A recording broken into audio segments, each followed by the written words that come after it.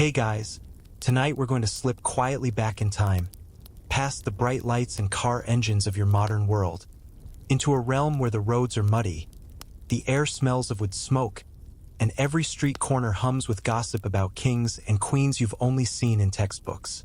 You find yourself stepping into a bustling Tudor street. Your shoes, if you're lucky enough to be wearing modern sneakers, are instantly ruined by puddles of who knows what. The sound of wooden cart wheels groaning across cobblestones mixes with the clatter of iron pots from nearby kitchens. Someone shouts about fresh eels for sale. And somewhere, though you wish you couldn't smell it, someone is emptying a chamber pot right out of an upper floor window. You probably won't survive this. Truly, a single step into Tudor Britain is enough to make you crave the comfort of your central heating, sealed plumbing, and quiet streets. But still, we're here together, and for the next little while you'll see what it's like to walk those streets, to breathe that smoke-tinged air, and to realize how foreign your own world would seem to them. So, before you get comfortable, take a moment to like the video and subscribe, but only if you genuinely enjoy what I do here. And I'd love to know where you're watching from. Drop your location and your local time in the comments. Now, dim the lights, maybe turn on a fan for that soft background hum, and let's ease into tonight's journey together. Your Tudor day begins before you've even had a chance to ask for coffee. The street outside is awake the moment dawn cracks, long before you want it to be. Chickens dart across the alleys, clucking with the confidence of creatures who know they are someone's dinner yet also the neighborhood alarm clocks. Roosters shout the news louder than any Tudor town crier, and it echoes off timber-framed houses leaning together like tired neighbors whispering secrets. The ground beneath you is not paved with the neat regularity of your city sidewalks.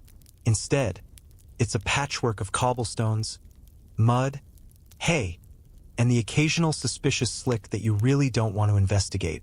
You dodge around a horse cart stacked with barrels, the driver muttering at his mule in a way that makes you realize animal whispering hasn't been invented yet. The mule responds by ignoring him entirely, proof that stubbornness is timeless.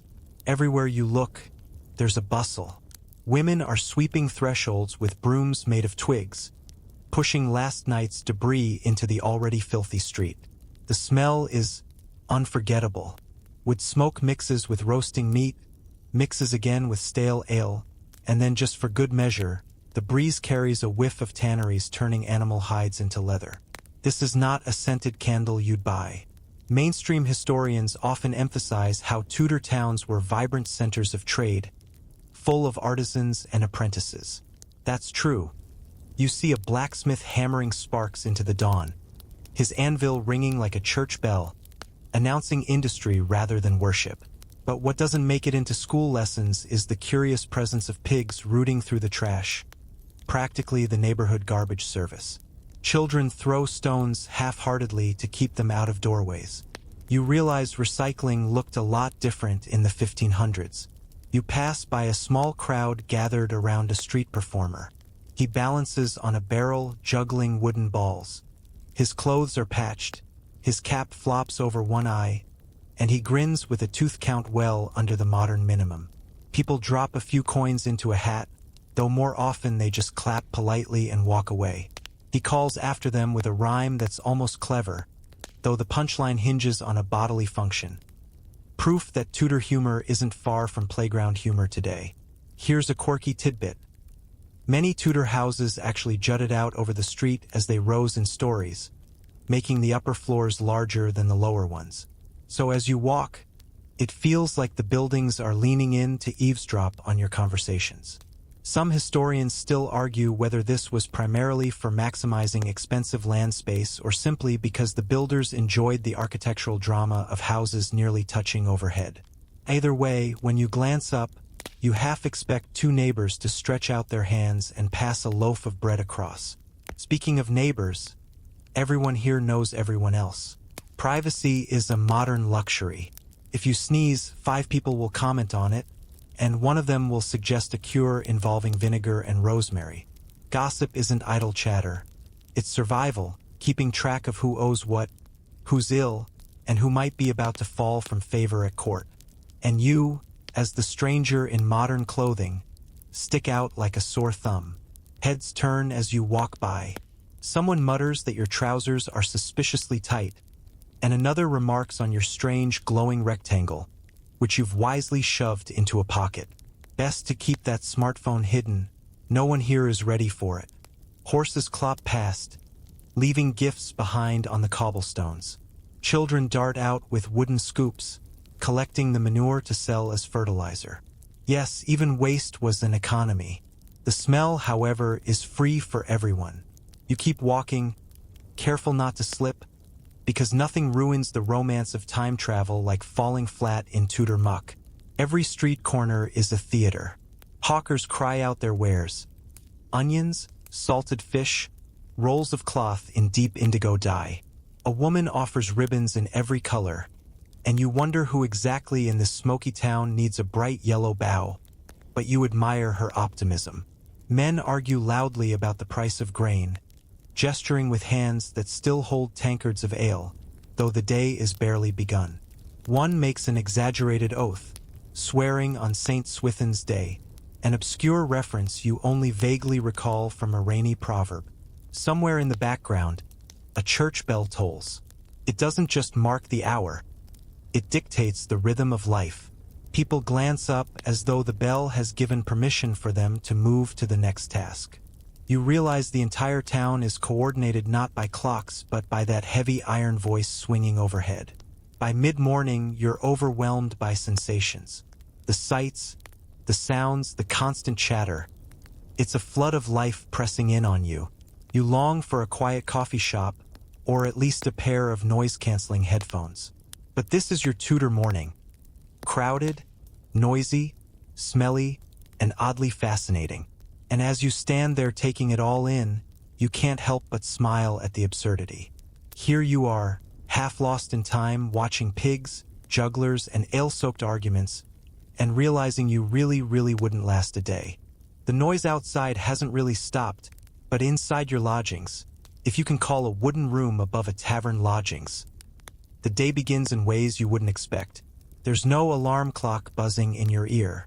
Instead, you're nudged awake by a draft sneaking through cracks in the timber wall, the sound of boots stomping downstairs, and, if you're unlucky, the smell of last night's ale still lingering like an unwelcome roommate.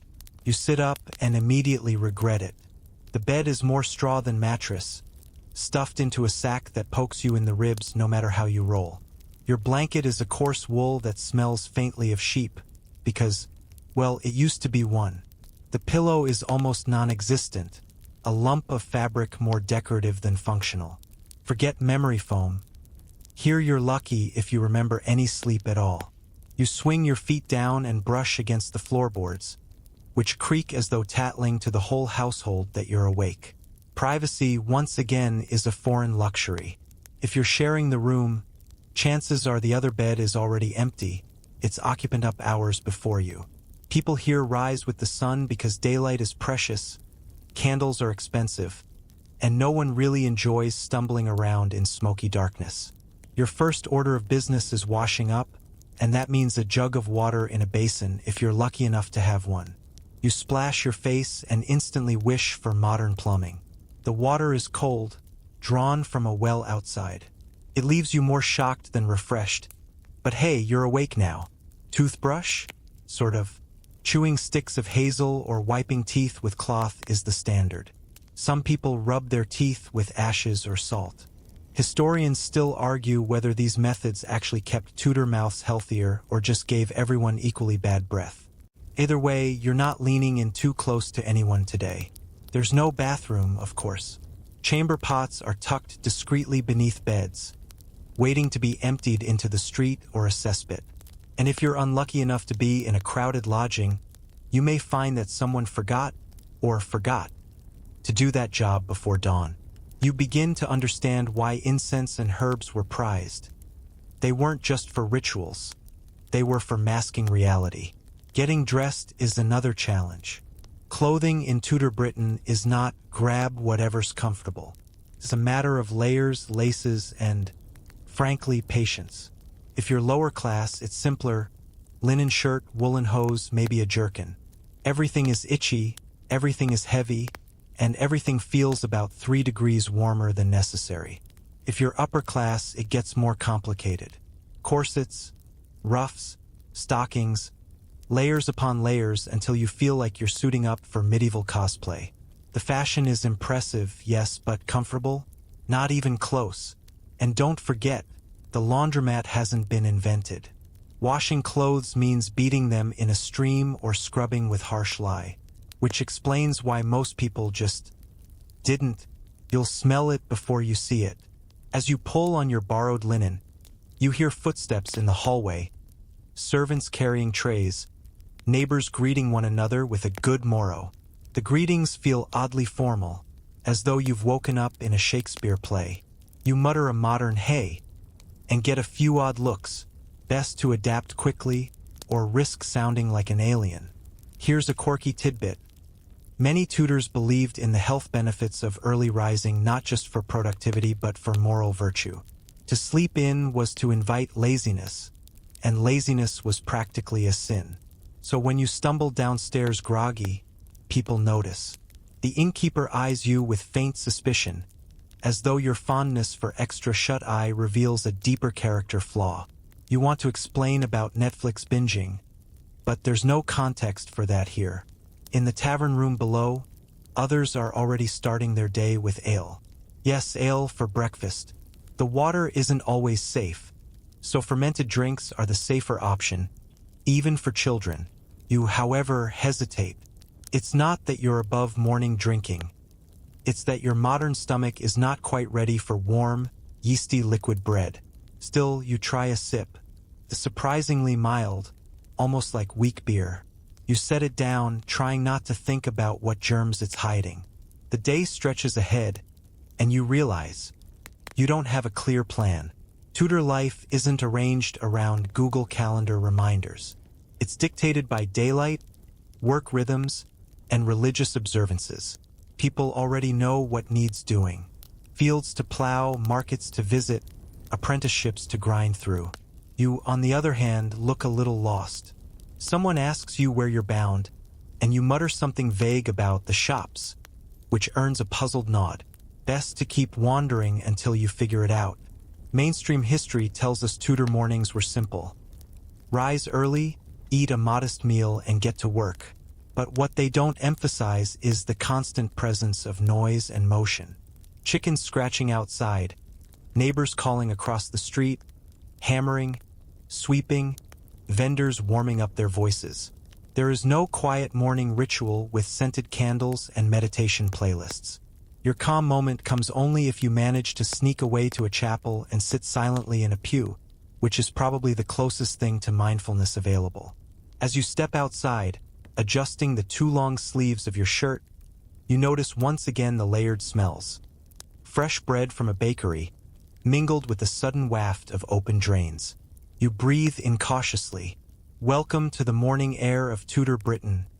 Brisk, earthy, and never dull. By now, your stomach is reminding you that morning chores and hygiene aren't enough. Food is next. You make your way to the small tavern or open market stall that seems least threatening, though you're keenly aware that the term least threatening in Tudor times is relative. Breakfast is nothing like your modern avocado toast or latte. Instead, the typical Tudor starts with pottage, a thick stew of grains, vegetables, and occasionally meat if you're lucky. You lift your spoon cautiously, aware that the texture is more akin to cold wallpaper paste than anything edible from your own kitchen. Yet somehow, centuries of survival wisdom tell people this is breakfast, and you reluctantly follow suit. Ale is poured into wooden mugs with the casual certainty of water. Drinking it feels odd at first, but it warms your chest and dulls the edge of hunger, so you let it slide. Children sip along with adults, though their mugs are smaller. You notice that no one seems to question this daily ritual. Modern health inspectors would have a field day, but here, ale is a trusted companion. Historians still argue whether this reliance on beer actually reduced waterborne illness or simply introduced a new, slightly alcoholic hazard into the population. Either way, your taste buds are unsettled. Bread, when present, is dense and heavy, sometimes sour if leavened, sometimes nearly tasteless if baked quickly in a communal oven. You tear a chunk and notice the subtle grit from the millstones, a reality of pre-industrial flour production. It crunches slightly as you chew, reminding you that modern slices are soft by comparison, almost pampered. You wonder briefly if you could teach them about sandwich techniques, but decide it would be met with blank stares and mild suspicion. Among the food, you notice quirky habits. Many Tudor's flavor pottage with surprising ingredients. A handful of herbs, perhaps a bit of dried fish, or even a dash of almond milk for sweetness. Some tavern owners garnish it with tiny flowers, which are as decorative as they are edible. You smile at the ingenuity, though you can't help thinking that today's smoothie bowl aesthetic is clearly a descendant of this early effort. And yet, not all mornings are this simple. Fridays are famously fish days for religious reasons, meaning meat is off the table. You quickly learn that a fish day breakfast might involve salted herring or dried cod stewed in water with herbs. Your modern palate protests quietly. Fish for breakfast? Some traditions still follow this, but you suspect they do it more out of ritual than pleasure. Curiously, the flavors are stronger than you expected. Salty, almost pungent, but oddly satisfying once your body adjusts. Outside the tavern, the market is gearing up for the day. Vendors prepare their vegetables, bread, and occasional exotic goods. You notice something odd.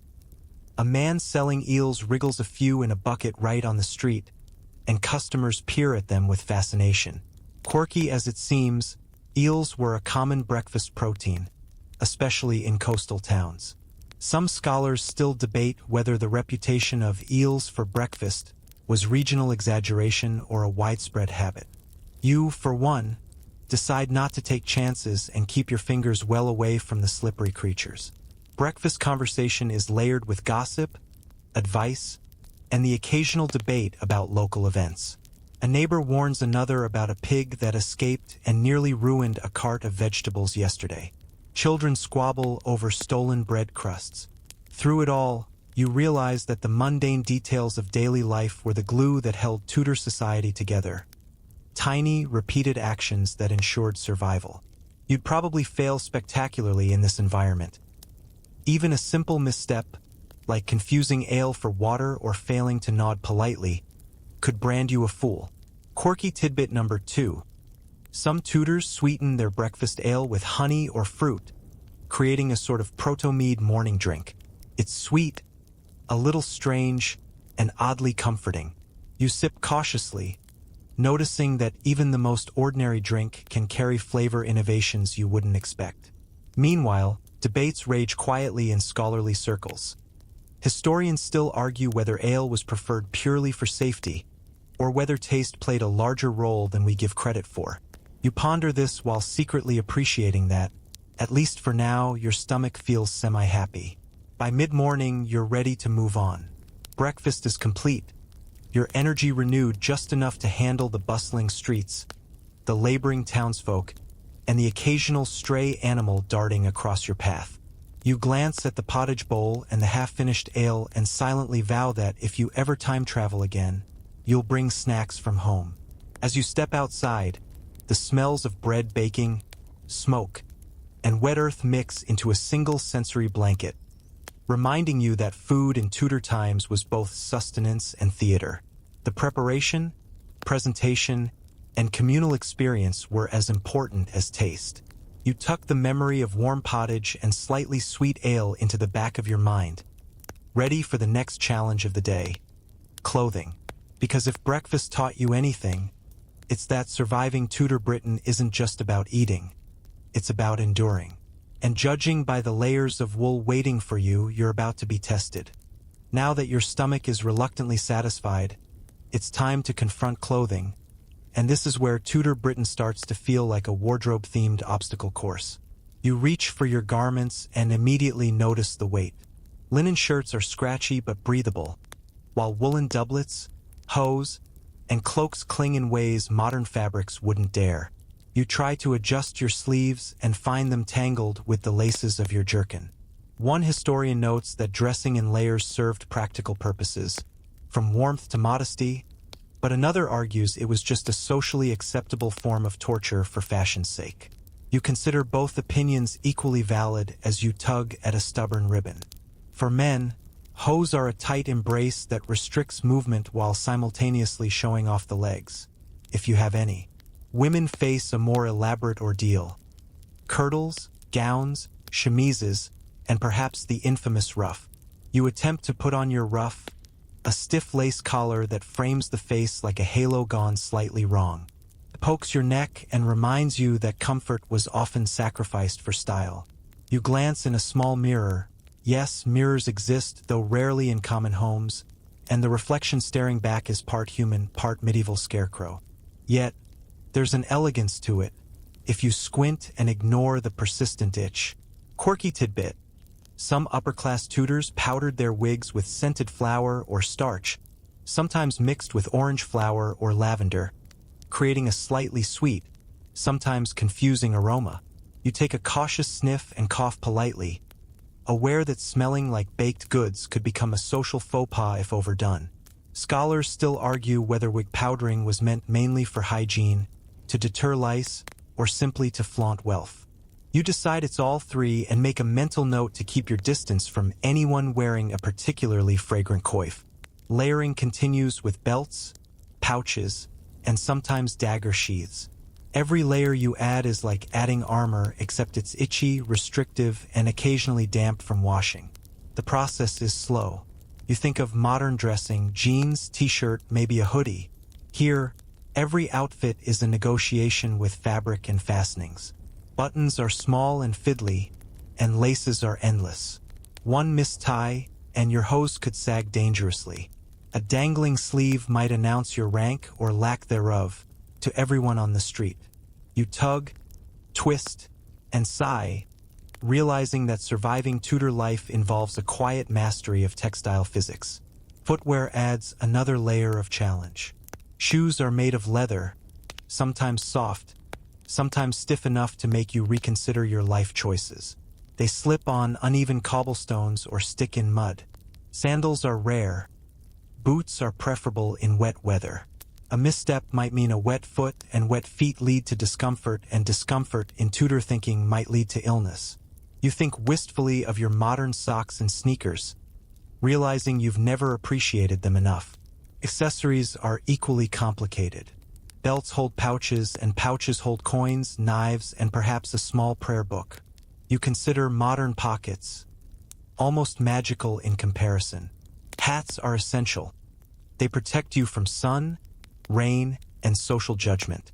A poorly chosen hat can offend neighbors or worse, suggest you're a rogue. You position yours just right and pray for minimal attention. Now comes the sensory overload. The fabric smells faintly of wool, smoke, and leftover starch. The layers weigh down your movements. The ruff scratches your chin. You glance at the street outside and see that everyone else is equally burdened, moving in synchronized discomfort. Somehow, despite all this, Tudor people carry themselves with grace, or at least convincing effort. You marvel at the skill required to sit, stand, walk, and eat without wardrobe catastrophes. You try walking, feeling every stitch poke and prod. Your modern instincts scream, adjust. But adjusting is a delicate dance. Too much, and you risk tearing a sleeve. Too little, and the ruff strangles your dignity. Quirky detail. Some people tucked fragrant herbs into their clothing to mask body odor. Lavender in a ruff, rosemary in a sleeve. It's like wearable potpourri. You lift a sleeve and sniff cautiously. The effect is both calming and slightly confusing. Scholars still debate whether this was truly for hygiene, for superstition, or purely aesthetic.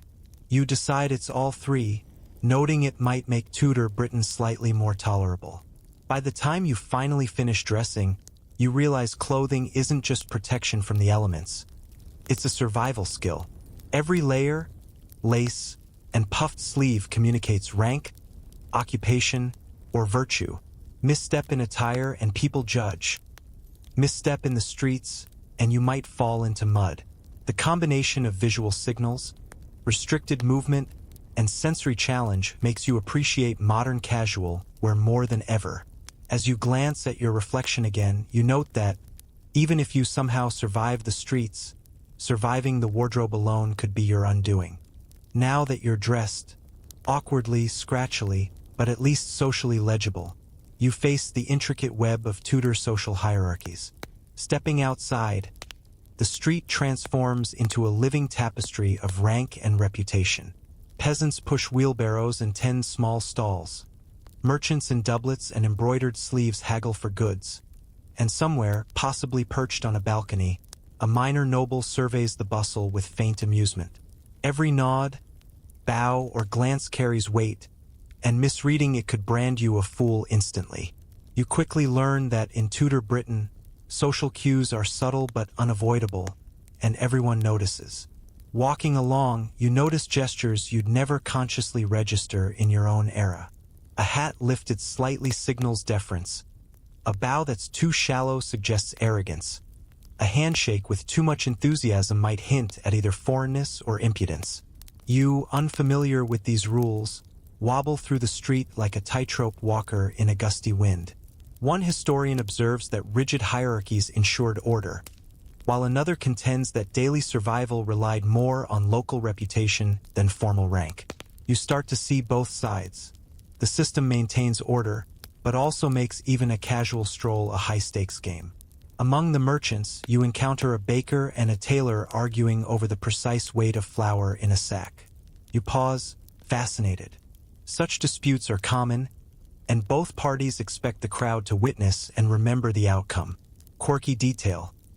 Some towns had informal recorders who memorized disputes, effectively acting as human ledgers. Scholars still debate how accurate these recollections were or whether exaggeration served as social theater. Either way, you begin to notice how gossip, memory, and reputation intersect in the daily rhythm of Tudor life. Children, meanwhile, are performing their own social education. They chase stray animals, deliver messages, and sometimes mimic adults in dress and speech.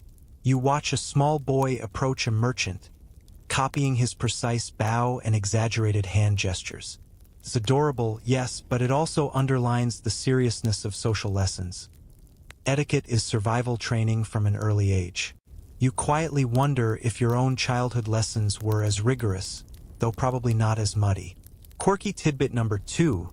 Tudor peasants sometimes carried small tokens, coins, trinkets, charms that signaled social connections or familial loyalty. You imagine carrying a charm for every modern app notification, each one announcing who you are or who you know. Scholars still argue whether these tokens were practical, symbolic, or merely superstition, but today, you simply observe them as miniature markers of identity and belonging. The more affluent pass by, their clothing crisp, their posture impeccable. You notice subtle hierarchy signals. A merchant with a gold ring is respected, a tradesman with polished shoes is admired, and a man whose hose are patched might be laughed at behind his back. You feel conspicuous, your own mismatched garments and tentative posture signaling your outsider status clearly. Every interaction requires a careful calibration of tone, gesture, and expression. Even a smile can be dangerous.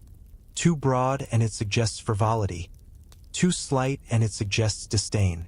In taverns or inns, the hierarchy persists but with slight relaxation. Workers, patrons, and travelers intermingle. You overhear snippets of conversation. Debates about harvests, gossip about courtly intrigue, even arguments about the latest sermon from the local church. In quieter moments, you realize that Tudor society is less rigid than it appears.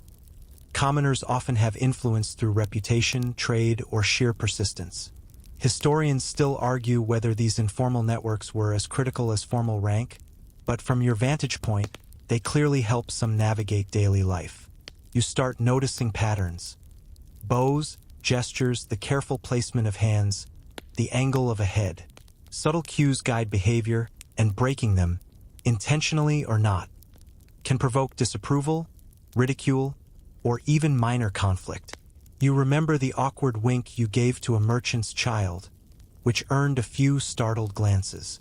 In a world where rank is encoded in movement, your modern casualness feels like a neon sign screaming stranger. Even simple errands are influenced by hierarchy.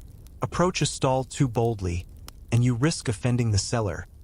Hesitate, and they might assume you're a poor negotiator or shy foreigner. You begin to understand why apprenticeships and trade guilds insisted on formal instruction in social interactions.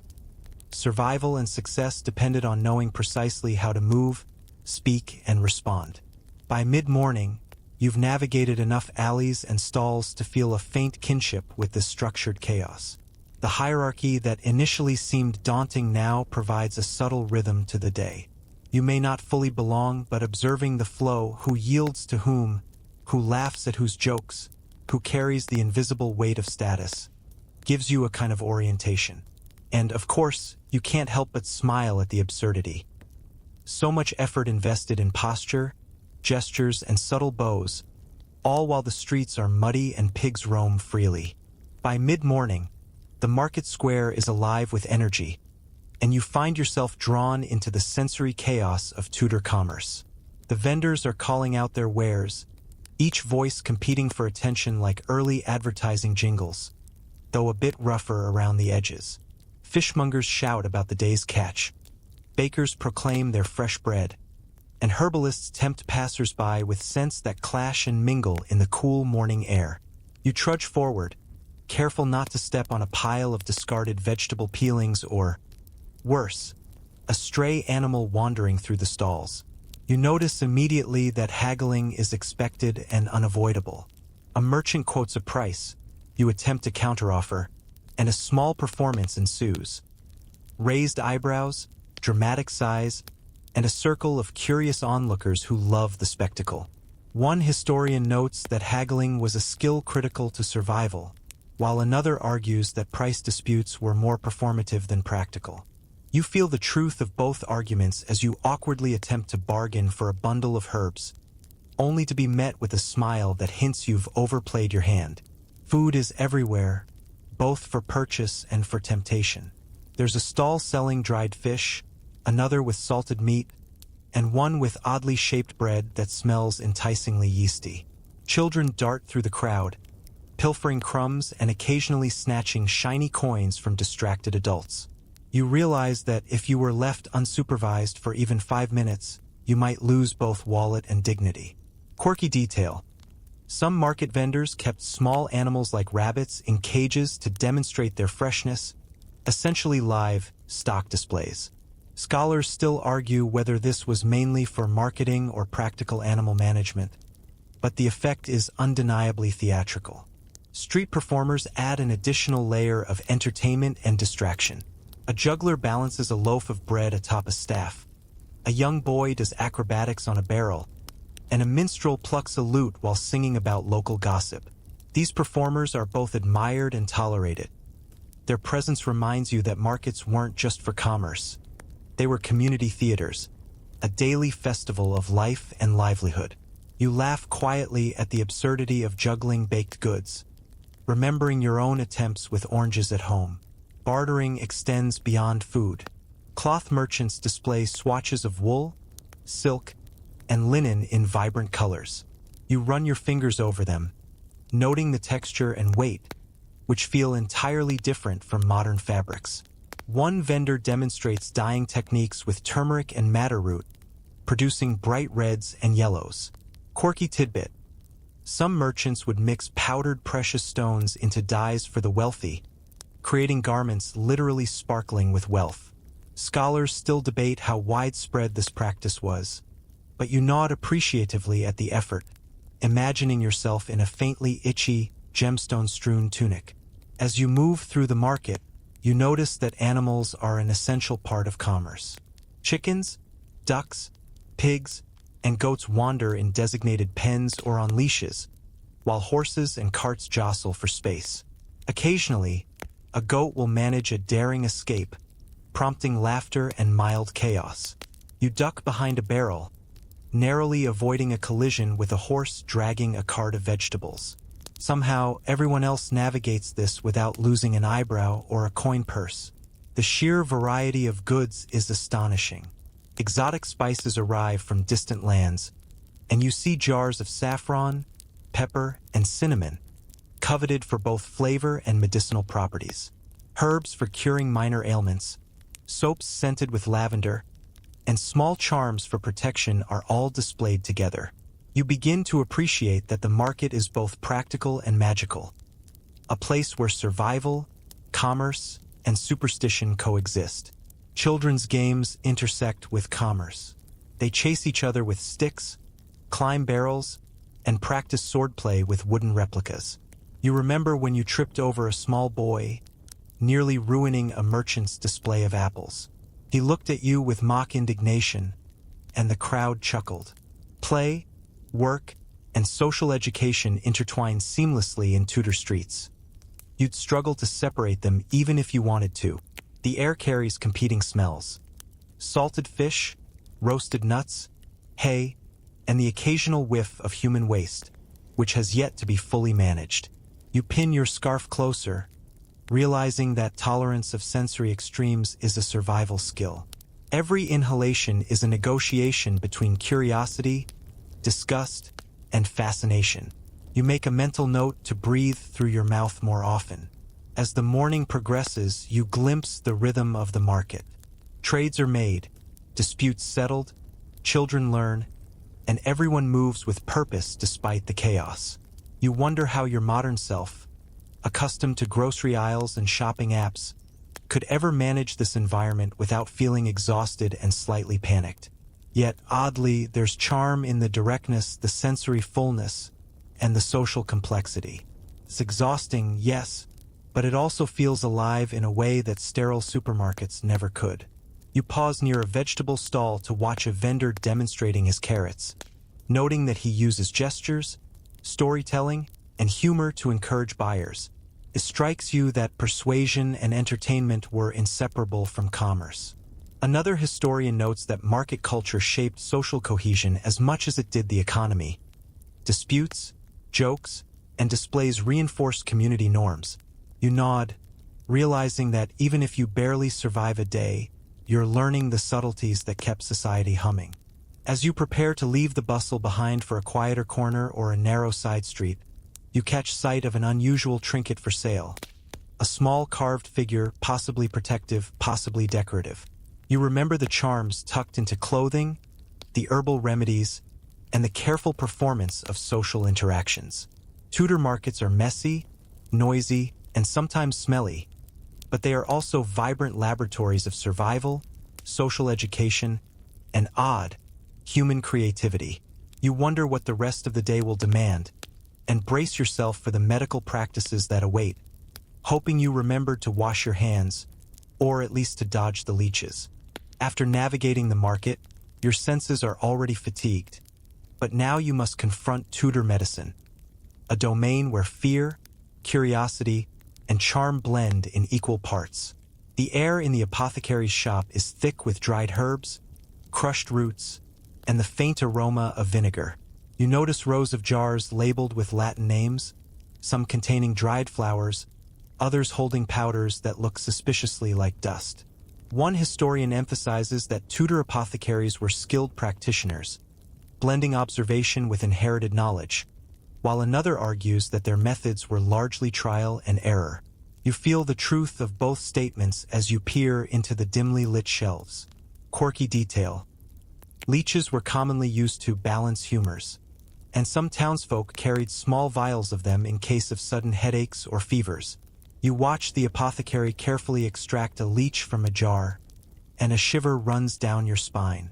Historians still argue whether bloodletting with leeches actually improved health or simply weakened the patient further. From your modern perspective, it seems terrifying, yet to a Tudor, it's routine. Herbs dominate the remedies. Chamomile for sleep, rosemary for memory, sage for digestion. You inhale their aromas, finding comfort in the familiar smells even as the context is entirely foreign. You notice small charms and amulets tucked between jars, some shaped like crosses, others like tiny animals. Quirky tidbit. Many Tudors believed that placing a charm under a pillow could ward off nightmares or illness. Scholars debate whether these superstitions were purely symbolic or had psychological benefits, but you silently hope the charm under the counter is lucky enough to spare you a headache. In the street outside, you see people consulting herbalists and physicians alike. Wealthier townsfolk might visit a doctor with a diploma, while the commoners rely on apothecaries or cunning folk, practitioners who mix herbal knowledge with folklore. You overhear a heated discussion about a concoction meant to cure a persistent cough, the seller insisting on its efficacy while the buyer questions the taste. It's a negotiation of belief as much as commerce.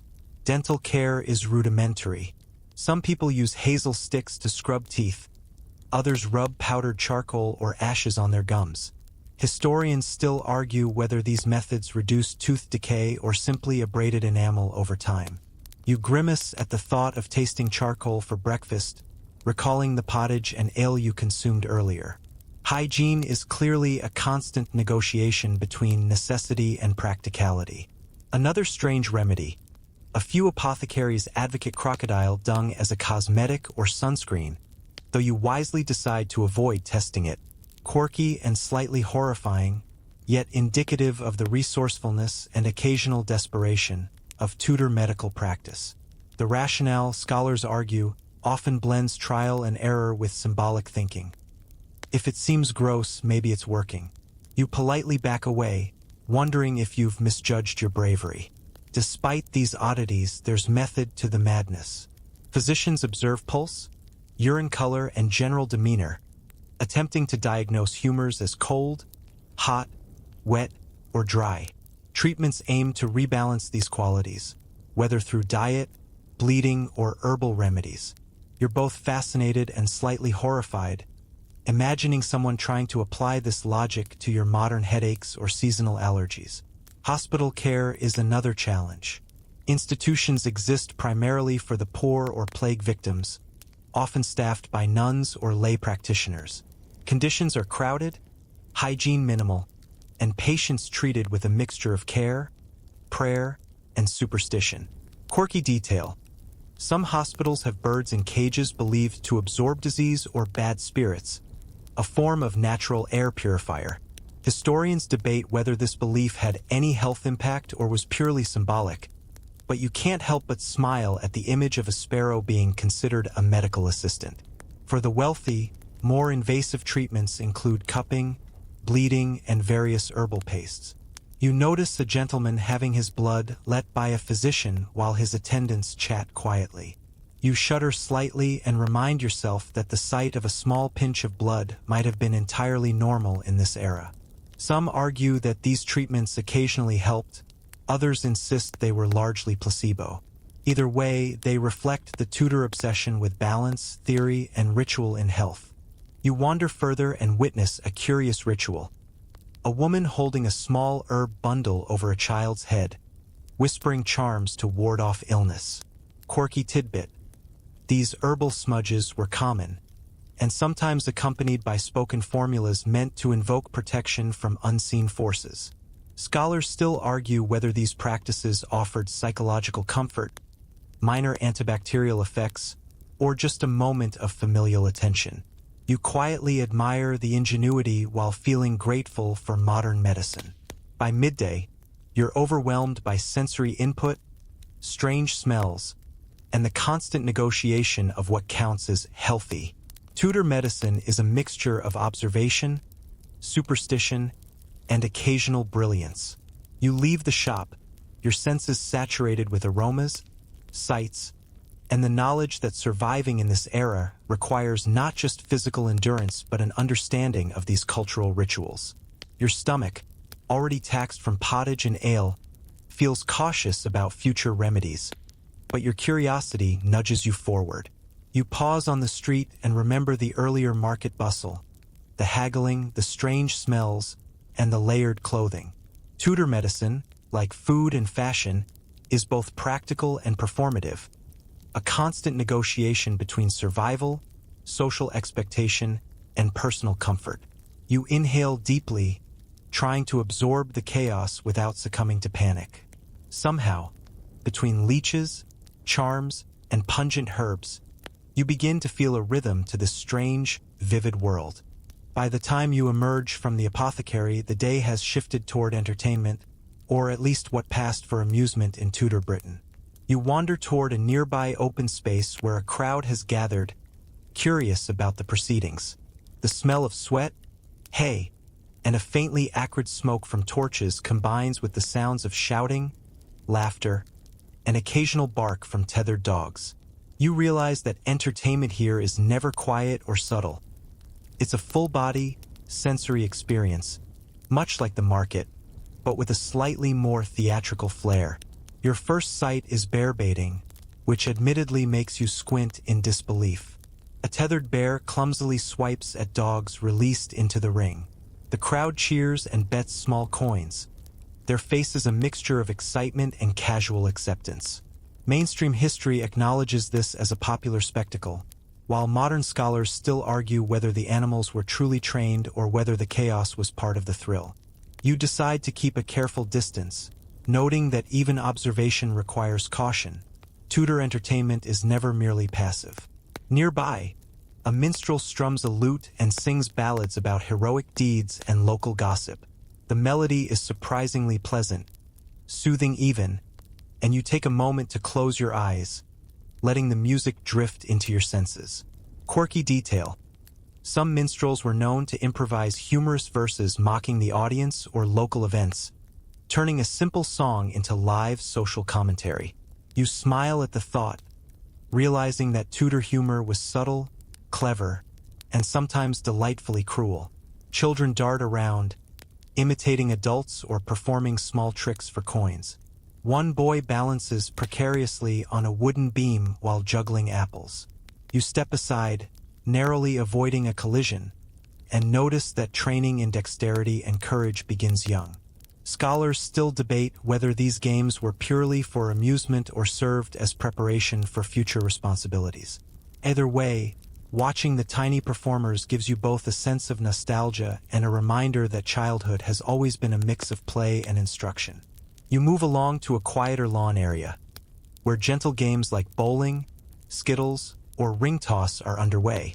Nobles and wealthy merchants take part, showing off their precision and poise. You attempt to join a casual game, but your modern lack of practice quickly betrays you.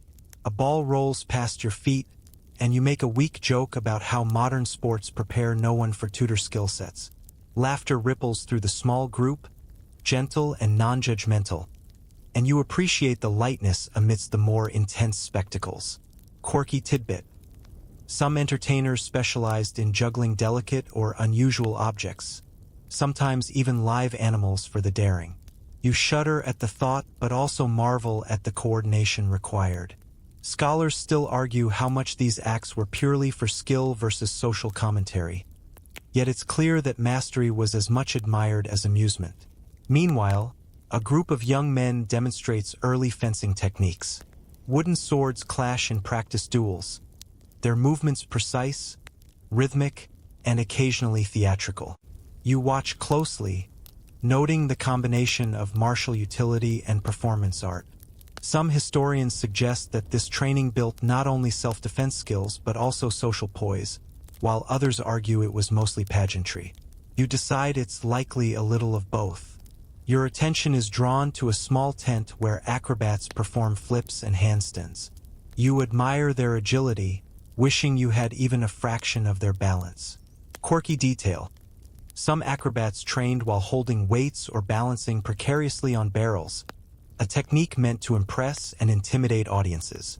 Scholars still debate how widespread such specialized training was, but you note that Tudor audiences appreciated effort and spectacle equally. Nearby, a storyteller has gathered a small group around him, weaving tales of local heroes, moral lessons, and ghostly encounters. His cadence is hypnotic, drawing listeners into worlds that feel as vivid as reality itself. You settle on a bench, letting the words wash over you. These narratives, historians argue, served both as entertainment and informal education, teaching values and social norms without the formality of a classroom. You feel yourself relaxing, letting the cadence of his voice slow your racing thoughts. Even mundane games are infused with learning. Observing, you see children calculate angles for archery practice patience during board games, and mimic adult gestures in roleplay. Quirky tidbit. Some young girls practiced embroidery competitively, creating patterns that subtly displayed wit or social commentary. Scholars debate whether these activities were mainly skill-building, social positioning, or a mixture of both. You quietly admire the layers of purpose within seemingly innocent play. Throughout all of this, Tudor society maintains a careful balance between danger, amusement, and ritual. Bear-baiting thrills, lute songs soothe, games teach, and performers provoke laughter. You realize that leisure here is immersive, sensory, and occasionally startling, a stark contrast to the controlled, predictable forms of entertainment you're used to. The overlap between survival, skill, and fun is constant. Even a misstep, like laughing too loudly at the wrong moment, can draw judgmental glances. As the sun climbs higher, you begin to understand the rhythm of these activities. They are interwoven with daily work, social hierarchy, and education. The sensory overload, smells, sounds, motion, teaches vigilance and adaptation. You inhale deeply, letting the music, laughter, and occasional chaos envelop you. Tudor entertainment isn't just diversion. It's an active rehearsal for life itself, preparing citizens of all ages for the unexpected. And you, despite your modern sensibilities, are swept into the ebb and flow, learning to watch, move, and breathe with care. As the afternoon edges forward, the pervasive presence of religion becomes impossible to ignore. Bells toll from the local church, and their rhythm dictates not just the hour but much of the town's daily life. You follow the crowd heading toward the parish, curious but cautious. Inside, the air is thick with incense, candle smoke, and the faint tang of beeswax from the altar. Mainstream historians emphasize that faith was central to Tudor identity, shaping morality, social order, and even politics. Yet, scholars still argue whether personal devotion or social expectation was the stronger motivator. You feel both as you step onto the worn stone floor, adjusting your scratchy clothing and trying to blend in. The service begins slowly. The priest intones prayers in Latin, while the congregation murmurs responses in the vernacular. You notice subtle movements, heads bowed at just the right moments, feet shuffled in rhythm, hands folded or raised according to ritual. Quirky detail. Some parishioners carried small prayer beads or charms tucked discreetly in their sleeves, believed to bring protection or enhance spiritual focus. Historians debate whether these charms were purely symbolic, superstitious, or occasionally functional in warding off illness. You quietly tuck your hands, careful not to appear ignorant. Music permeates the service. A small choir of men and boys sings Gregorian chants, their voices echoing off the timbered ceilings. The harmonies are surprisingly calming, and for a moment, you almost forget the muddy streets outside. Yet your modern mind can't help but note the contrast. No microphones, no orchestras, yet the sound fills the space as if amplified by devotion itself. You can feel the vibrations in your chest, a gentle reminder that sound has long been a tool for both focus and community cohesion. You observe rituals of social hierarchy within the church. Nobles occupy front pews, the middle class gathers in the center, and commoners remain toward the back or sides. Subtle cues signal rank. Who kneels first, who crosses themselves with more or less flourish. You remember the bows and gestures from earlier, realizing that religion, like clothing and etiquette, codifies social order. Some historians argue this was intentional, a form of social control, while others suggest it emerged naturally from tradition and piety. Either way, you move carefully, aware that your posture, gestures, and attentiveness mark your outsider status. Quirky tidbit. Many people brought small wooden or ivory tokens to church, representing prayers, charitable donations, or symbolic penance. Some were carved with intricate designs, almost like tiny works of art. Scholars still debate whether these tokens were primarily devotional, social, or economic tools, but you can't help noticing their quiet charm. You imagine slipping one into your pocket and keeping it as a relic of your brief sojourn. Children's participation is subtle but instructive. They mimic adult behavior, joining in chants and gestures, learning early how devotion intertwines with daily life. You watch a small boy stumble over a verse, prompting a gentle correction from his mother. Scholars argue whether early exposure to ritual reinforced moral behavior or merely social conformity, and you silently admit that both interpretations have merit. You notice communal interactions throughout the service. Whispered advice, shared glances, and polite coughs punctuate the ritual. People check on one another while maintaining respect for the ceremony. Quirky tidbit: some congregants brought small personal comforts, handkerchiefs scented with lavender, tiny cushions, or prayer cloths, to ease the physical strain of long services. Historians still debate whether these were primarily practical or subtly expressive of wealth and status. You quietly appreciate the human ingenuity involved in turning endurance into comfort. As the service continues, you reflect on the broader role of religion in Tudor society. Feast days, fasts, and holy observances dictated the calendar. Moral guidance reinforced civic behavior, and clerics acted as both spiritual and social authorities. You glimpse the interplay of faith and daily survival, noting that even casual deviations, arriving late, whispering too loudly, or failing to kneel properly, could carry consequences, from gossip to mild reprimand. After leaving the church, the smells, sounds, and rituals linger. The town feels rhythmically organized, not merely by human design but by faith, a pervasive presence threading through streets, markets, and homes. You inhale deeply, letting the incense and distant bells settle into memory. Religion, you realize, is not just a set of beliefs here. It's a framework that governs movement, speech, and even thought, subtly guiding how people interact, trade, and survive. As you continue walking, you note the delicate balance Tudor citizens maintain. Faith, social hierarchy, and survival are intertwined, sometimes rigid, sometimes fluid. You marvel at how these elements, often invisible to modern eyes, structure daily life, ensuring that even chaos in markets or entertainment remains tethered to communal norms.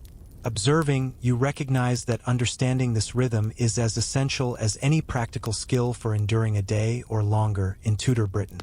As the afternoon stretches on, your attention shifts to domestic life, a domain that is at once ordinary and endlessly complex.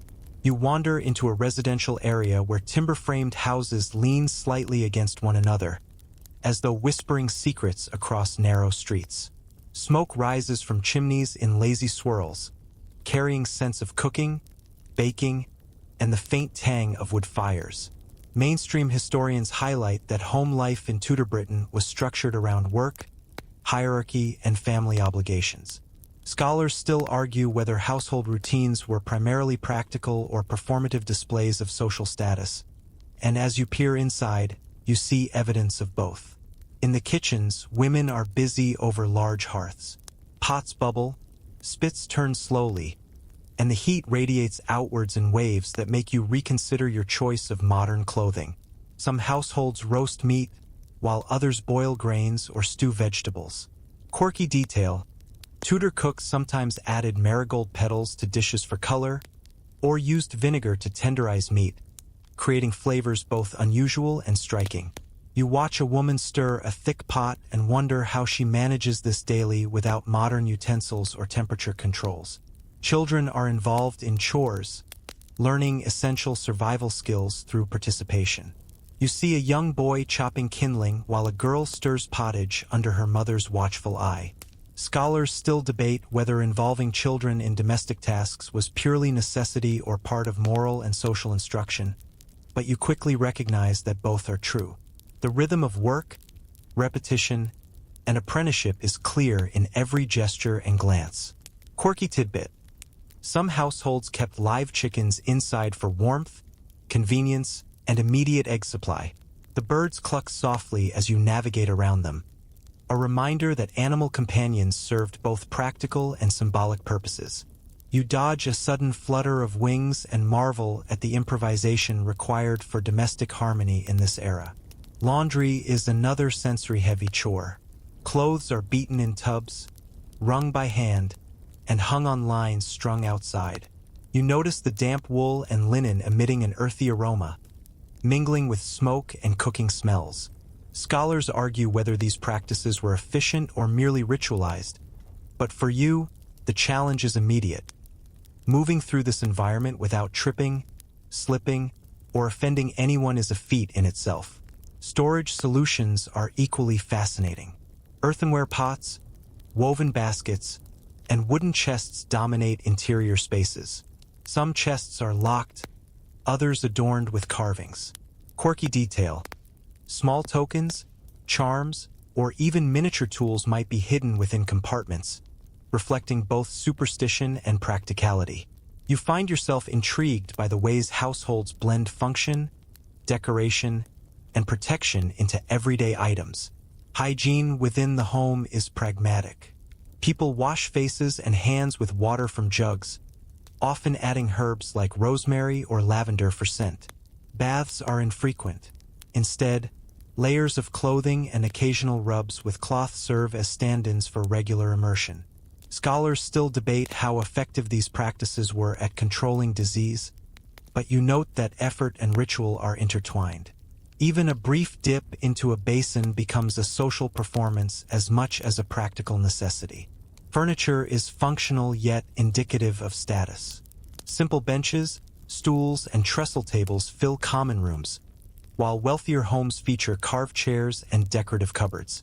Quirky tidbit. Some tables had secret compartments for storing coins or important papers, a primitive form of home security. Scholars debate whether this was widespread or limited to wealthier households, but you appreciate the ingenuity. Food preparation continues throughout the afternoon. Baking bread requires careful attention to heat and timing, while brewing ale at home involves both science and superstition. You watch a woman knead dough with practiced motions, flour dusting her apron, and reflect on the labor that goes unnoticed in modern kitchens. Scholars note that domestic routines were central to survival, a blend of practicality, culture, and daily education. Household interactions reveal subtle hierarchies. Elders guide children, wives coordinate work, and servants navigate duties with quiet efficiency. Social rules govern speech, tasks, and movement. You attempt to offer a small hand to help a child lift a basket, only to be politely corrected. A gentle reminder that even well-meaning actions can misfire in the structured environment. By late afternoon, you feel the rhythm of domestic life settling into your consciousness. Chores, meals, and social interactions form a continuous loop, punctuated by sensory richness and social cues. The smells, sounds, and movements are overwhelming yet strangely comforting. You realize that endurance in Tudor homes depends on observation, adaptation, and a willingness to participate in rituals that are at once practical and symbolic. Every household you pass highlights the intimate connection between survival and daily practice. Cooking, cleaning, childcare, and hygiene are not isolated tasks. They are embedded within a network of social expectation, family instruction, and cultural knowledge. You reflect that modern convenience has replaced these lessons with machines, apps, and prepackaged solutions. Yet Tudor routines carry a tangible human rhythm you can't ignore. The late afternoon begins to blend seamlessly into early evening, and it's time to witness labor and trade in Tudor workshops, a domain where skill, endurance, and social structure converge in curious ways. You wander toward a cluster of small buildings and open yards where craftsmen ply their trades. The air carries a medley of scents, wood shavings, molten metal, leather, and the faint tang of dye from textiles drying in the sun.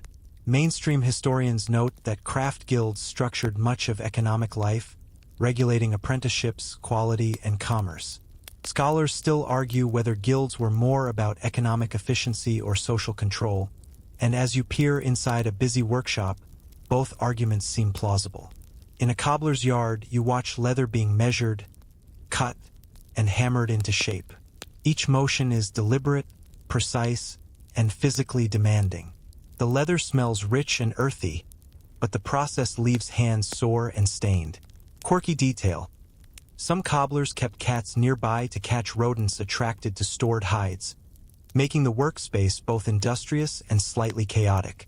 Scholars debate whether these animals were primarily practical or a comforting presence, but you can't help smiling at a small tabby weaving between benches. Nearby, a blacksmith hammers glowing iron into submission, sparks flying in brief arcs. The rhythm of metal against metal is almost hypnotic. Sweat beads your brow merely from observation. Quirky tidbit.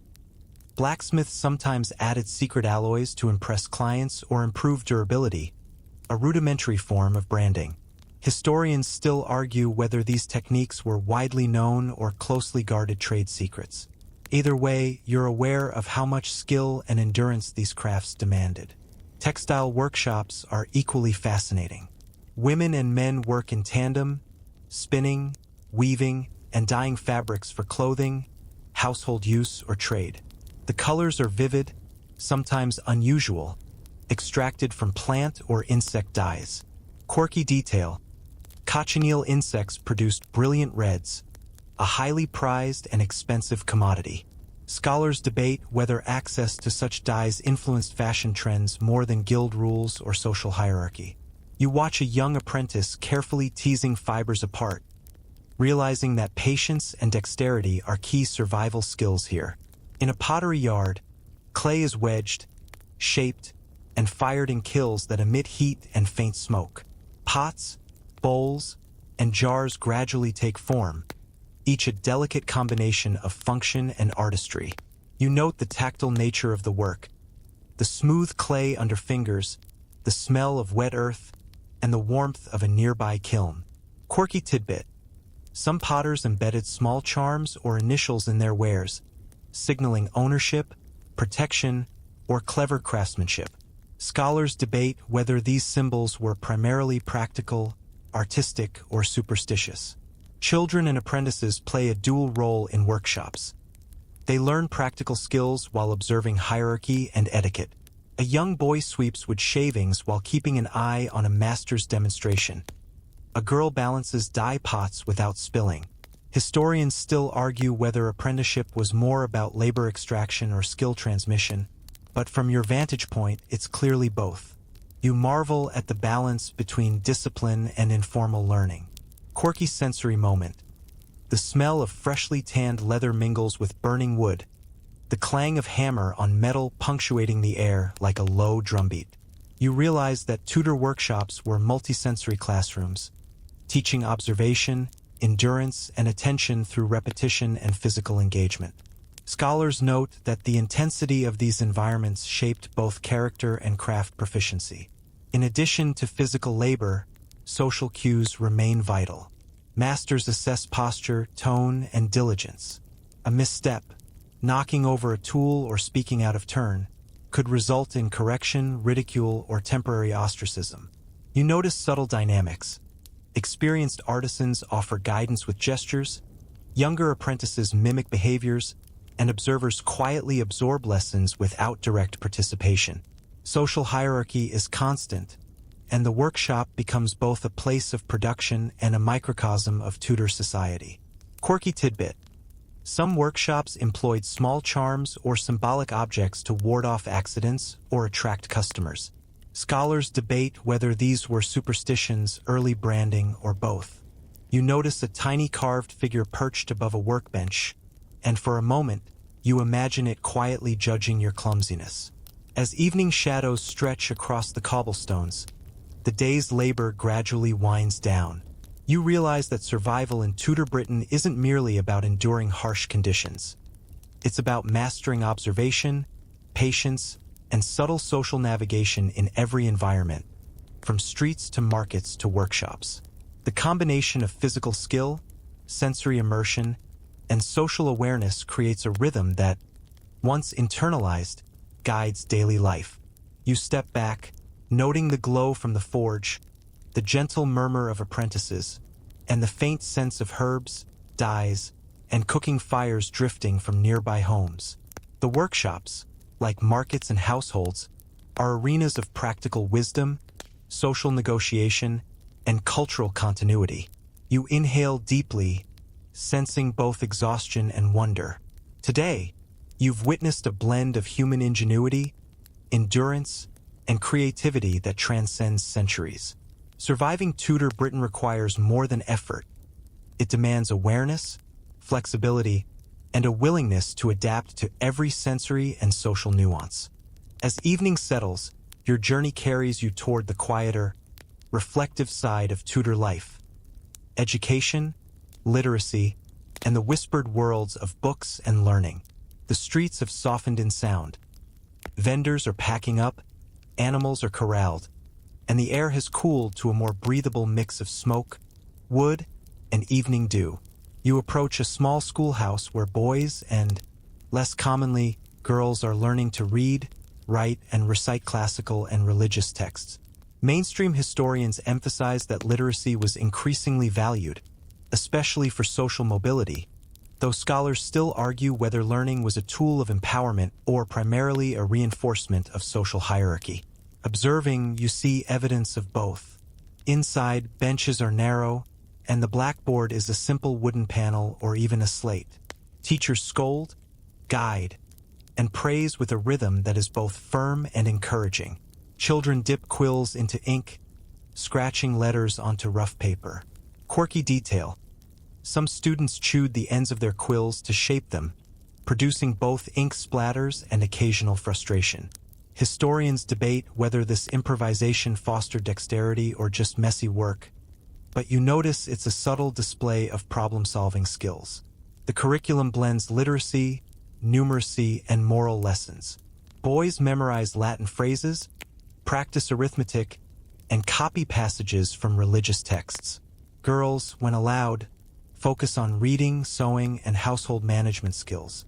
Quirky tidbit. Some schools used small wooden tokens to mark attendance or achievements, a tactile and visual way to track progress. Scholars argue whether these were early pedagogical innovations or symbolic reinforcement of conformity, but the effect is clear.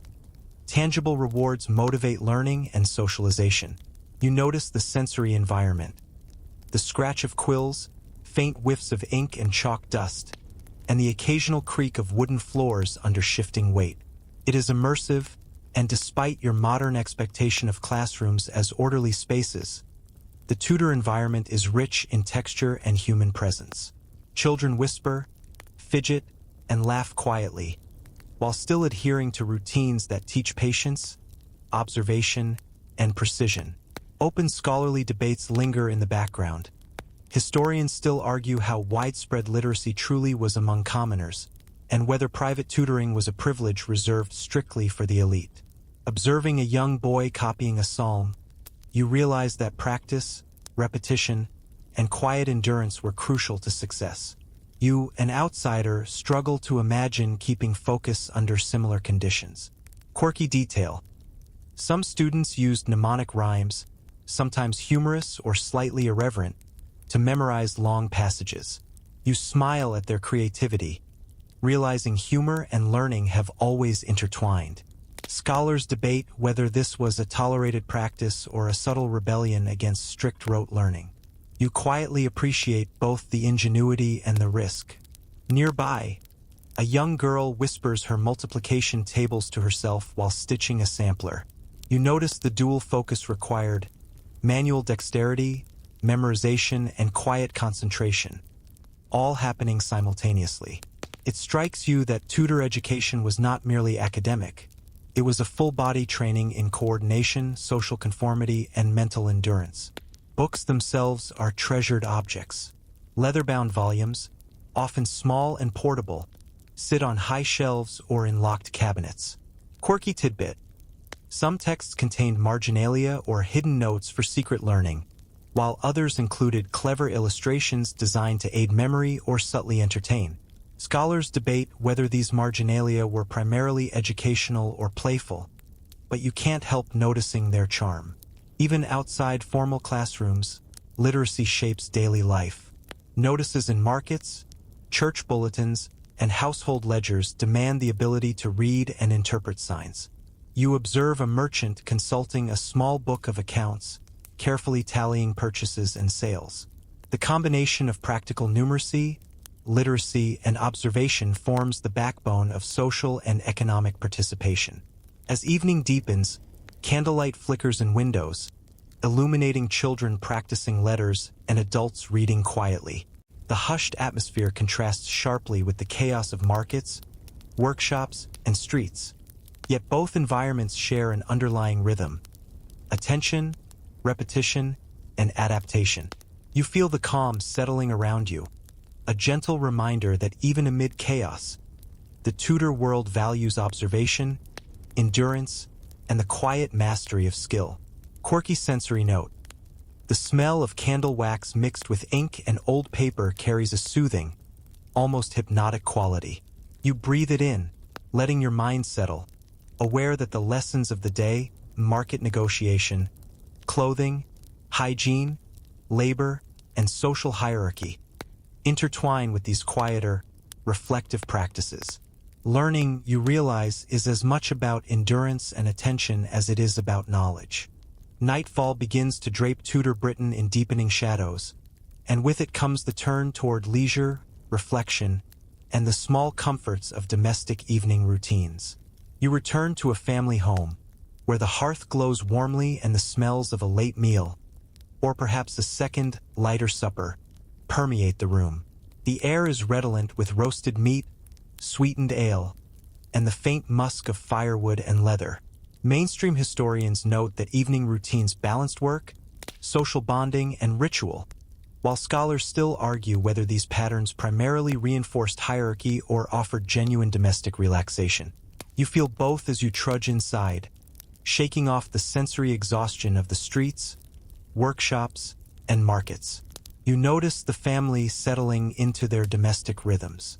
Children quietly play with small wooden toys or thread beads, their movements gentle and absorbed.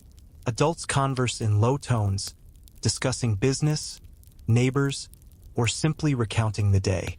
Quirky detail: some households kept small pets, rabbits, birds, or even cats, whose presence offered comfort and, occasionally, subtle social signaling about the family's wealth or gentility. Scholars debate whether these animals were primarily companions or practical tools for pest control, but you quietly appreciate the soft fur brushing against your fingers as a moment of calm.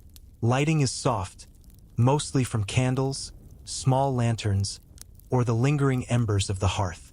Shadows dance along timbered walls, and the flickering creates a hypnotic, almost meditative effect. You sit nearby and notice how the simple act of warming oneself, sipping a small cup of ale, or listening to others' voices provides a gentle decompression from the intensity of the day. Quirky tidbit: some households sprinkled herbs in the fire or on the floor to create subtle scents, intended to improve air quality or mood. Scholars still argue whether these rituals were primarily hygienic, aromatic, or symbolic, but they clearly enhance the domestic atmosphere. Entertainment takes quieter, subtler forms. Storytelling continues by candlelight, often featuring local legends, moral tales, or humorous anecdotes. You are drawn to the cadence, the rhythm, the gentle humor embedded in the narrative. You recall the minstrels and performers earlier in the day, but here, the intimacy is striking. The stories are shared, not performed, creating connection and reflection rather than spectacle. Scholars note that domestic storytelling reinforced social norms, transmitted wisdom, and preserved cultural memory, all while offering emotional respite. You watch as a young apprentice practices a small musical instrument, perhaps a lute or recorder, filling the room with gentle, uneven notes. Quirky detail: many households encouraged minor musical training for discipline and coordination, and some believed that harmonious sounds could soothe ill humors. Historians debate whether this was primarily aesthetic, educational, or medical, but you can't help feeling the calming effect. The off-key notes, the persistent attempts, and the laughter create a rhythm of patience and gentle encouragement. Meals in the evening are simple yet carefully structured. Bread, cheese, vegetables, and the occasional piece of meat are shared, eaten slowly to stretch resources and savor flavors. You notice the interplay of practical skill and ritual. Cutting bread evenly, pouring ale without spilling, passing items in order of seniority. Quirky tidbit. Some families marked bread loaves with symbols to distinguish portions or convey blessing. Scholars still debate the ritual versus practical significance, but you sense both in the careful gestures and attention. Social etiquette remains constant. Conversation flows with attention to tone, gestures, and seating order. Even laughter is modulated. Too loud and it disrupts propriety. Too soft and it risks appearing disinterest or deference. You attempt to join a gentle joke about spilled ale, and are rewarded with soft smiles and nods. Observation, patience, and careful participation are essential, not just in public streets, but within the domestic sphere. As evening deepens, personal hygiene rituals are revisited. Faces are washed, hands cleaned with herbs or cloth, and teeth rubbed with rough powders or sticks. Scholars still argue whether these measures meaningfully prevented disease or were more symbolic, but you note that they serve both comfort and structure. Quirky detail. Some individuals scented their hands with fragrant oils or flowers, creating a subtle, private pleasure in the midst of routine. You follow along, appreciating the tactile and aromatic sensations as meditative moments. Quiet reflection also accompanies the close of the day. Adults may review accounts, prepare tools for tomorrow, or read religious texts by candlelight. Children prepare for sleep, sometimes with short prayers, sometimes with whispered instructions or stories from elders. You notice that even within the small, dimly lit domestic environment, Tudor life blends work, ritual, and rest into a seamless continuum. Scholars debate how conscious this blending was or whether it emerged organically, but the effect is undeniable. A rhythm that carries both structure and comfort. By now, you feel a deepening calm, the sensory overload of the day settling into memory. The warmth of fire, the faint herbal scents, and the soft murmur of voices create a cocoon of gentle reassurance. Even the subtle hierarchy, the expectation of attention, and the small gestures of etiquette are less stressful in the intimate glow of evening, allowing you to internalize lessons in observation, patience, and endurance. Quirky detail. In some households, small charms or tokens were placed near beds to ensure protection or restful sleep. Scholars debate whether this is superstition, comfort, or both, and you tuck the thought into your own reflection. The day's lessons, from markets to medicine, workshops to education, merge into a gentle hum of experience, each small detail reinforcing the rhythm of Tudor life and the subtle art of survival. Night deepens, and the streets of Tudor towns fall into a quieter, almost meditative rhythm. The marketplace is empty now, shops are shuttered, and only the occasional lantern sways in a gentle breeze, casting soft light on cobblestones still warm from the day's sun. You walk cautiously, aware that even in relative quiet, survival depends on attentiveness. Mainstream historians note that nighttime brought both rest and ritual, but scholars still argue whether townspeople were safer at home or exposed to new dangers outdoors. You feel a little like a modern tourist walking through a living history diorama, acutely aware of your vulnerability and fascination. Street sounds have shifted from the chaos of day to a delicate symphony of distant animals, creaking doors, and occasional human murmurs. Quirky detail. Some towns maintained night watchmen who patrolled streets with lanterns and bells, ensuring order and warning of fires or theft.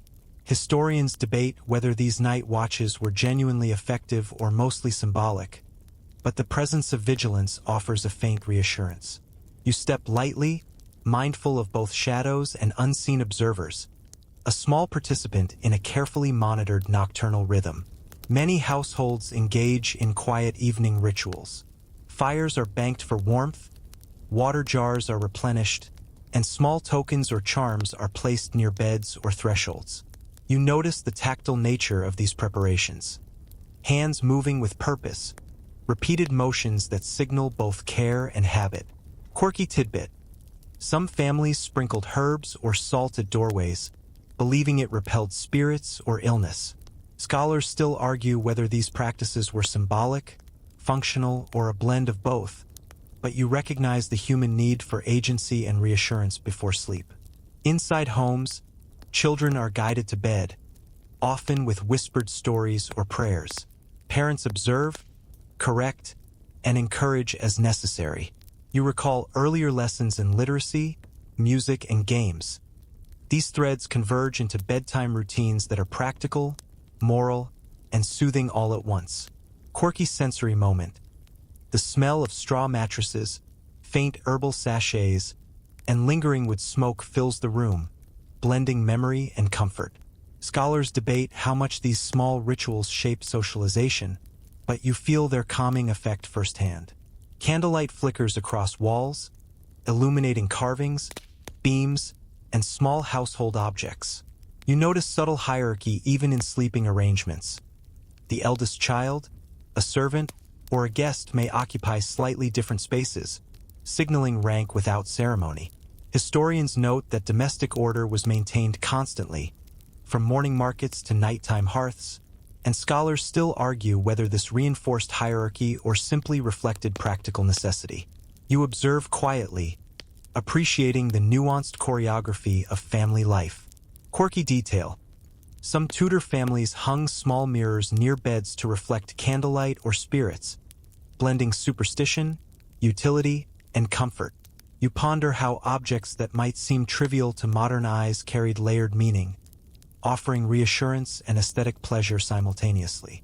This mixture of practicality and ritual underscores the constant interplay between survival, belief, and human creativity in Tudor life. Nighttime in the streets is punctuated occasionally by distant music, a passing traveler, or a dog barking. The rhythm is slower now, softer, yet layered with the memory of the day's activity. Market haggling, workshop labor, lessons, and domestic routines. You reflect on how awareness, patience, and adaptation permeate every hour, allowing people to navigate both chaos and calm. As you prepare to rest for the evening, you take note of the sensory environment. Cool air against your skin, faint scents lingering in clothing, and the gentle hum of distant life. Quirky tidbit. Some people kept small night lanterns near beds, not only for light but to signal presence to household members or ward off imagined intruders. Scholars debate whether this was primarily precaution or ritual, but you recognize the soothing function. Finally, as your body relaxes and the rhythmic quiet settles around you, the day's lessons coalesce. Attention, social awareness, endurance, and subtle observation are as vital at night as they were in the noisy market or the bustling workshop. You imagine closing your eyes, letting the soft glow of candlelight fade from memory, carrying with you the textures, smells, sounds, and quiet humor of Tudor life. In this hour, Tudor Britain feels intimate, structured, and oddly protective. Even vulnerability, sleeping on straw beds, walking dim streets, is buffered by ritual, observation, and communal awareness. You recognize that survival isn't just physical endurance. It's patience, sensory attentiveness, and gentle adaptation to environment and culture. Nightfall becomes a teacher, preparing you for the continuation of life at dawn. The final hours of the night in Tudor Britain stretch quietly around you, a soft, enveloping darkness punctuated by distant church bells, occasional animal calls, and the gentle hum of night winds through narrow streets. Your body is weary, yet your mind lingers on the details of the day. Markets crowded with haggling vendors, the pungent scents of cooking fires, the clang of metal in workshops, the scratch of quills in dim classrooms, and the flickering candlelight of homes settling into evening routines. Mainstream historians observe that the night offered both rest and opportunity for reflection, While scholars still argue whether nocturnal practices were primarily protective, devotional, or communal, you feel all three as you trudge cautiously along cobblestones, marveling at how life continues even in shadow. You pause briefly near a quiet household, noting the glow from a single window. Inside, a family tends to the hearth, perhaps preparing a final cup of warm ale or tea. Children are tucked under straw mattresses, sometimes clutching small charms or soft toys for comfort. Quirky detail. Some families hung herbs or small pouches of scented materials above beds to repel insects or bad spirits, blending practicality, superstition, and subtle aesthetics. Scholars debate whether such measures were effective or symbolic, but you notice the reassuring rhythm they provide. The air carries the sense of night, cool earth, residual smoke, and faint herbal aromas drifting from hearths or windows. You inhale deeply, letting the combination of familiarity and strangeness lull your senses. Quirky tidbit. Some Tudor households used night lanterns not just for light, but to signal activity or presence to neighbors, blending security with subtle social communication. Scholars argue whether this was primarily functional or ritualistic, but you appreciate the dual purpose. As you continue through deserted streets, you notice the subtle choreography of nighttime social life. An occasional night watchman nods silently, dogs patrol yards, and distant voices hum quietly behind shuttered windows. There is a rhythm to this quiet, a mix of vigilance and repose. Tudor life depends as much on observation at night as on labor during the day. Small attentions can prevent mishaps and ensure comfort. You tread softly, aware that even in stillness, survival requires awareness and adaptation. You reflect on the cumulative lessons of the day: patience in the market, endurance in workshops, attentiveness in classrooms, skill in domestic routines, and subtle negotiation in social hierarchy. Quirky sensory memory. The flicker of candlelight on timber walls, the faint clatter of distant tools, the smell of wood smoke mixing with herbs, all linger like a gentle hum in your consciousness. Scholars note that such sensory experiences reinforce learning, memory, and social cohesion, a quiet scaffolding for the human mind. At last, you reach a small, dimly lit bedroom prepared for sleep. Straw mattress, soft blanket, faint herbal scent, the hum of distant nocturnal life. You lie down, noticing the interplay of warmth, texture, and shadow. Quirky detail. Some people kept tiny personal objects, charms, or notes under pillows, a subtle comfort bridging superstition, memory, and personal reflection. Scholars still debate whether these were primarily ritualistic or psychological, but you feel the calming effect firsthand. As your eyes grow heavy, your mind drifts over the day's adventures. Leeches and herbs, markets and games, workshops and classrooms, domestic routines and evening reflection. Tudor life, you realize, is a continuous blend of observation, endurance, adaptation, and subtle humor. Surviving a day or imagining yourself fully immersed requires more than physical skill.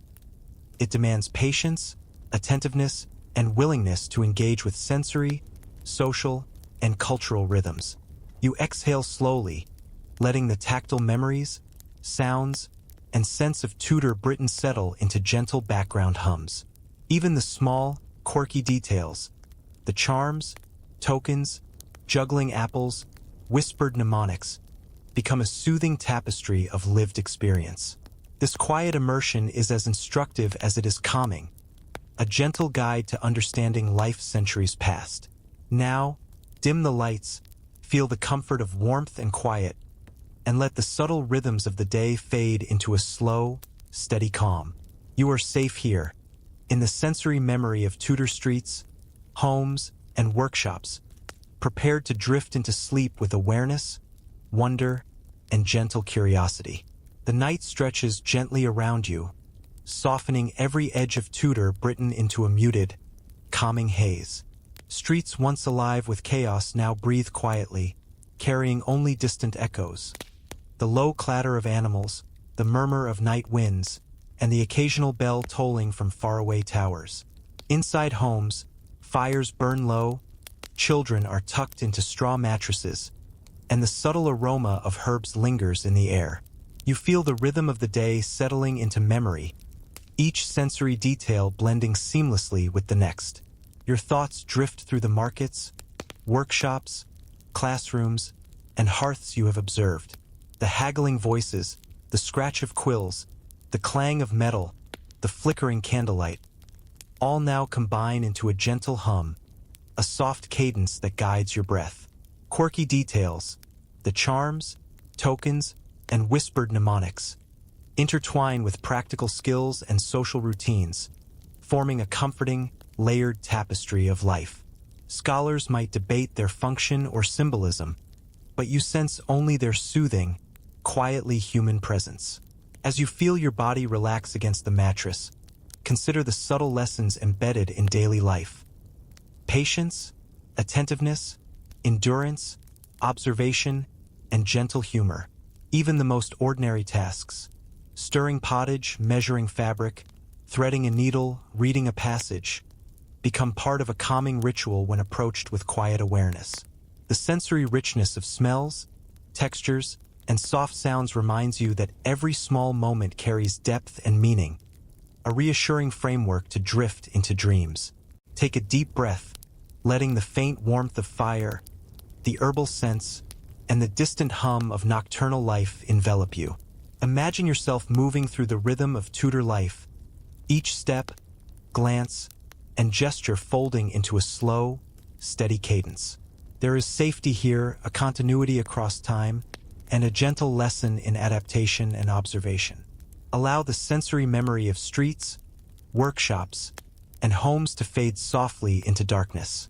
Your mind and body are ready to rest. Let the gentle humor, the tactile impressions, and the quiet endurance of the day lull you into calm sleep.